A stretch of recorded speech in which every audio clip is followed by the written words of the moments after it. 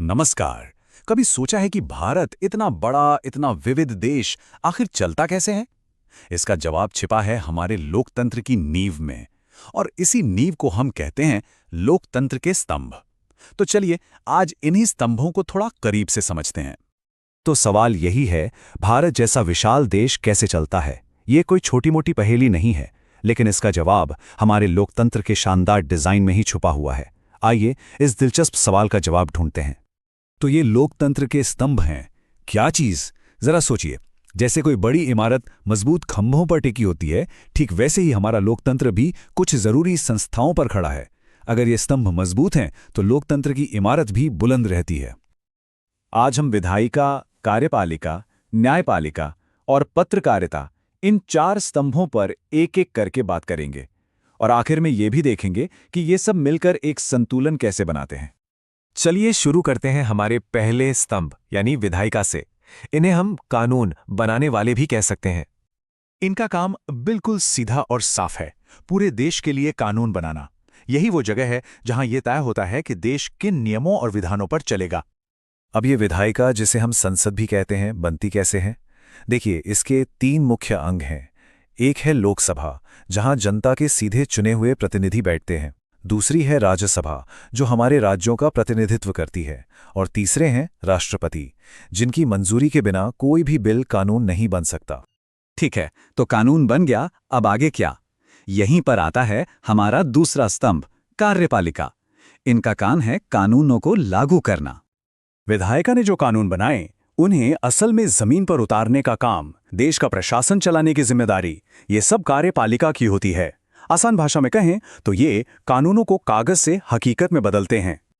तो इस टीम में कौन कौन है? देखिए, इसमें शामिल हैं राष्ट्रपति, जो देश के संवैधानिक प्रमुख हैं, प्रधानमंत्री, जो सरकार के मुखिया हैं, और उनका मंत्रिमंडल, जो अलग अलग मंत्रालयों को संभालता है और नीतियों को लागू करता है। अब आते हैं तीसरे और बहुत ही जरूरी स्तंभ पर, न्यायपालिका। इन्हें कानून का रक्षक कहना बिल्कुल सही होगा। अच्छा, इसका काम क्या है? इसका काम है कानूनों की रक्षा करना, ये देखना कि जो भी कानून बने हैं वो सही हैं या नहीं, और अगर कानून को लेकर कोई भ्रम है तो उसकी सही व्याख्या करना। मतलब ये सुनिश्चित करना कि देश में सब कुछ संविधान के हिसाब से हो। भारत की न्याय व्यवस्था को एक पिरामिड की तरह समझिए। सबसे ऊपर है हमारा सर्वोच्च न्यायालय यानी सुप्रीम कोर्ट, फिर आते हैं राज्यों के उच्च न्यायालय यानी हाई कोर्ट्स, और सबसे निचले स्तर पर हैं जिला न्यायालय, जो न्याय को आम लोगों के सबसे करीब लाते हैं। और अब बारी है चौथे स्तंभ की। और पता है सबसे मजेदार बात क्या है? ये हमारे संविधान का कोई औपचारिक हिस्सा नहीं है, लेकिन इसके बिना लोकतंत्र की कल्पना करना भी मुश्किल है।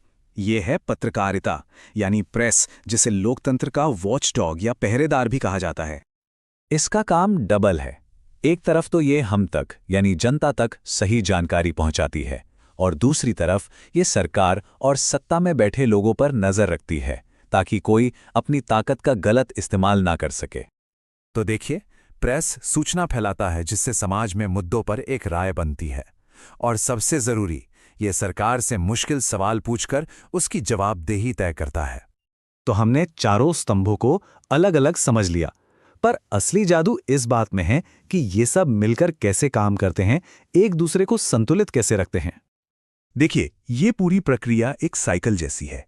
विधायिका एक कानून बनाती है, कार्यपालिका उसे लागू करती है, और अगर उस कानून को लेकर कोई विवाद या सवाल उठता है तो न्यायपालिका उसकी समीक्षा करती है। इसी सिस्टम को कहते हैं चेक्स एंड बैलेंसेस यानी नियंत्रण और संतुलन। सुनने में भारी शब्द लगता है, पर मतलब सीधा सा है।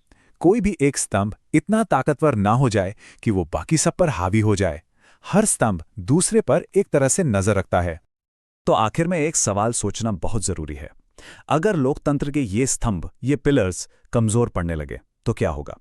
एक जागरूक नागरिक होने के नाते इनकी मजबूती को समझना और उसकी परवाह करना हम सबकी जिम्मेदारी है।